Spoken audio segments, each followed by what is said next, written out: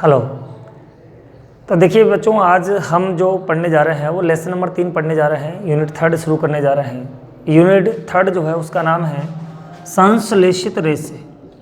संश्लेषित रेशे रेशे व प्लास्टिक, ये हमारा जो लेसन है इसे हम पढ़ने जा रहे हैं। और मैं समझता हूँ कि आप सभी को जो है ये लेसन बड़ी बखूबी तरह से जो है आपको समझ में आएगा। तो देखिए, सबसे पहले बात करते हैं रेशे। रेशे क्या होते हैं? तो आपने कभी ये सोचा है कि हम जिन कपड़ों को पहनते हैं वो कपड़े किससे मिलकर बने होते हैं? वो कपड़े जो है वो रेशों से मिलकर बने होते हैं। अब रेशों की बात करते हैं तो रेशे जो है मुख्य रूप से 2 प्रकार के होते हैं। एक होता है संश्लेषित रेशा और दूसरा होते हैं संश्लेषित रेशे। और संश्लेषित रेशों को कृत्रिम रेशों के नाम से भी जाना जाता है। इन्हें कृत्रिम रेशे भी कहा जाता है। दूसरी बात करते हैं प्राकृतिक रेशे। प्राकृतिक रेशे वो होते हैं जिन्हें प्रकृति से सीधे ही प्राप्त किया जाता है।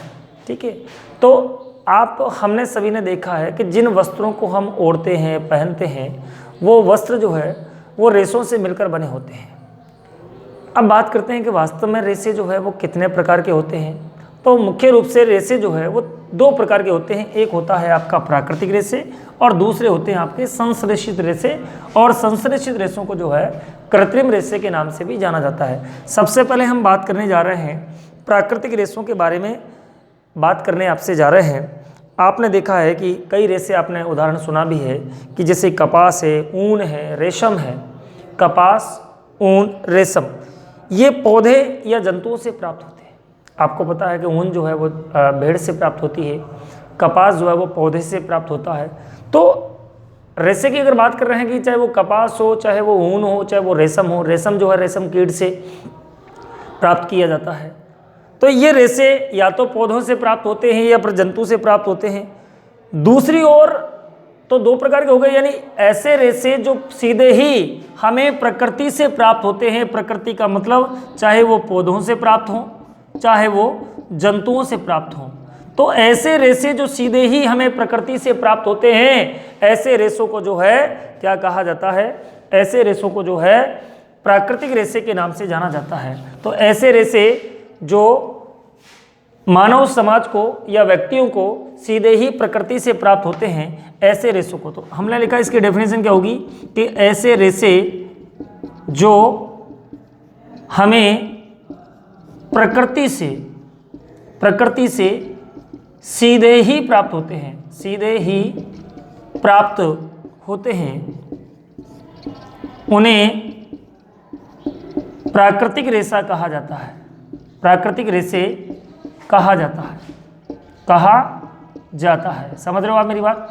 अब बात करते हैं कि प्राकृतिक रेशे कौन कौन से होते हैं। तो हमने बात की है कि कपास है। जैसे बात करते हैं कि कपास है, तो कपास क्या है बेटे?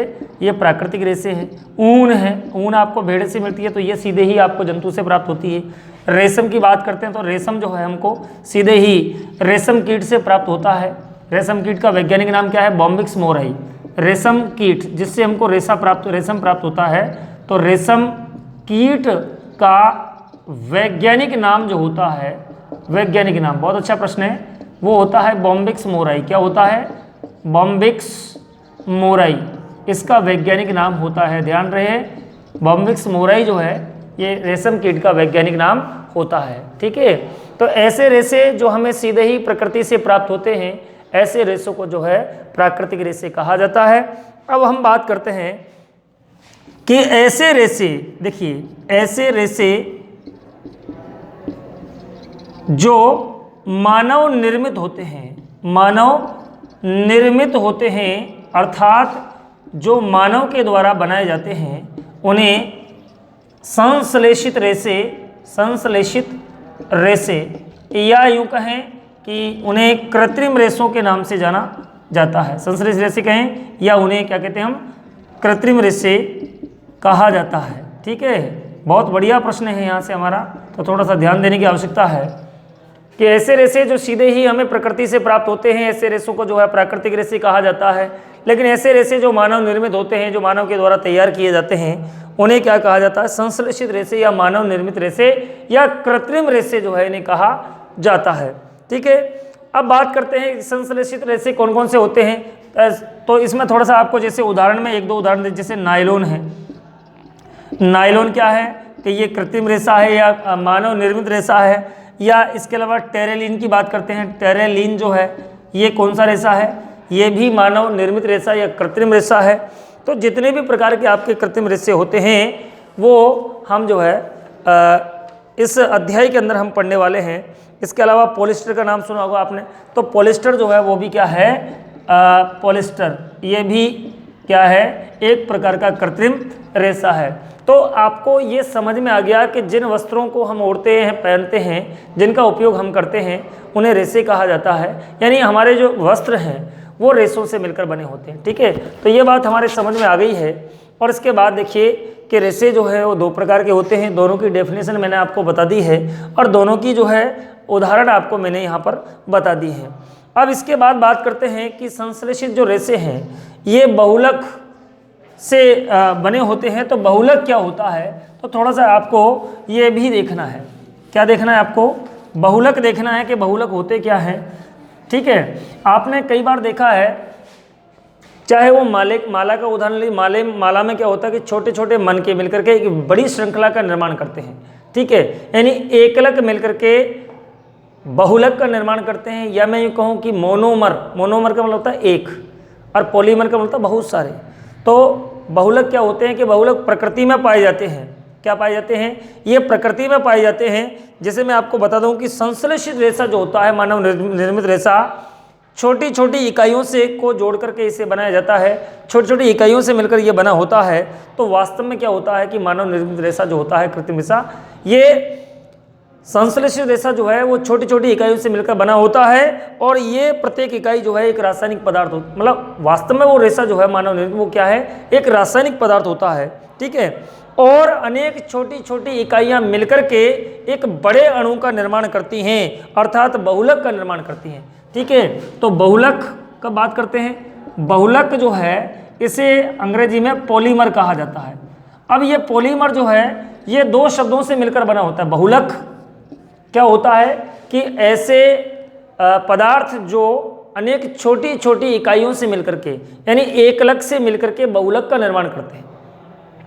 छोटी छोटी इकाइयों से मिलकर बने होते हैं, उन्हें बहुलक कहा जाता है। ऐसे रेशे या ऐसे पदार्थ जो अनेक छोटी छोटी इकाइयों से मिलकर बड़ी इकाई का निर्माण करते हैं। क्या करते हैं? अनेक छोटी छोटी इकाइयों से मिलकर, छोटी छोटी इकाइयों से मिलकर एक बड़े अणु का निर्माण करते हैं। या एक जो है यूँ कहें कि आप बहुलक का निर्माण करते हैं। ठीक है, तो ये है बड़े अणु का निर्माण करते हैं या बहुलक का निर्माण करते हैं।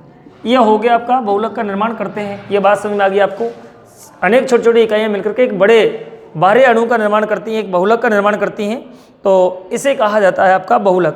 तो मैंने आपसे कहा कि बहुलक जो होता है ये दो पदार्थों से मिलकर बना होता है। बहुलक इसे अंग्रेजी में पॉलीमर कहा जाता है। तो पॉली दो पदार्थों से मिलकर बना होता है, पॉली प्लस मर। अब पॉली का मतलब क्या होता है? मर का मतलब, पॉली का मतलब होता है बहुत सारे, यानी पॉली का मतलब होता है कि दो शब्दों से मिलकर बना था। पॉली का अर्थ होता है क्या होता है भैया पॉली का अर्थ? पॉली का अर्थ होता है अनेक, यानी बहुत सारे। पॉली का मतलब क्या होगा? अनेक। और मर का मतलब होता है इकाइयाँ। क्या होता है? इकाइयाँ। ठीक है, तो ये इकाई यानी अनेक इकाई मिलकर के, बहुत सारी इकाइयाँ मिलकर के बहुलक का निर्माण करती हैं। कैसे का निर्माण करती हैं? बहुलक का निर्माण करती हैं। तो आप बात करते हैं बहुलक किसे कहते हैं कि अनेक छोटी छोटी इकाइयाँ मिलकर बहुलक का निर्माण करती हैं। बहुलक को पॉलीमर भी कहा जाता है। पॉलीमर दो शब्दों से मिलकर बना होता है, पॉली प्लस मर। पॉली का मतलब होता है अनेक और मर का मतलब होता है इकाइयाँ, अर्थात बहुत सारी छोटी छोटी इकाइयों से मिलकर जो रेशा बनता है या जो पदार्थ बनता है उससे जो है बहुलक कहा जाता है। इसके बाद हम तमाम प्रकार के जो रेशे हैं हमारे सिलेबस में वो सब पढ़ने वाले हैं। तो आज के लिए इतना ही। Thank you.